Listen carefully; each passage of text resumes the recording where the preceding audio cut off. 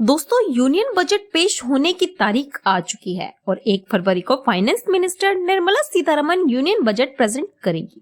Middle class tax payers की नजरें 1 फरवरी पर टिकी हुई हैं और उन्हें उम्मीद है कि इस बार फाइनेंस मिनिस्टर उनके लिए राहत का ऐलान करेगी। जुलाई 2024 के यूनियन बजट में फाइनेंस मिनिस्टर ने इनकम टैक्स की नई रिजीम के टैक्स पेयर्स के लिए ऐलान किए थे।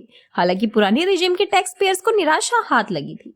वहीं 1 फरवरी को इनकम टैक्स की नई और पुरानी दोनों रिजीम के टैक्स पेयर्स के लिए बड़े ऐलान होने की उम्मीद जताई जा रही है। ऐसे में कुछ सोर्सेस का ये कहना है कि इस बारे में जल्द ही अंतिम फैसले हो सकते हैं। टैक्स एक्सपर्ट्स का कहना है कि सरकार इनकम टैक्स के दोनों रिजीम के टैक्स पेयर्स के लिए स्टैंडर्ड डिडक्शन बढ़ा सकती है। इसका सरकार के रेवेन्यू पर ज्यादा असर नहीं पड़ेगा, लेकिन नौकरी करने वाले लोगों को बड़ी राहत जरूर मिल जाएगी।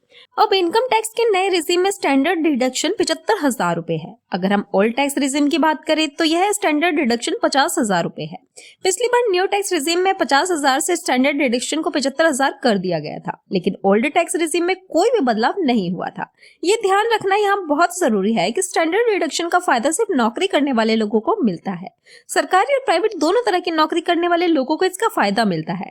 सरकार मिडिल क्लास टैक्स पेयर्स के लिए इनकम टैक्स की बेसिक अपमेंट लिमिट को बढ़ा सकती है। अब इनकम टैक्स के नए रिजीम में बेसिक एग्जेम्पशन लिमिट 3 लाख रुपए है, वहीं पुराने रिजीम में ये 1.5 लाख रुपए थी।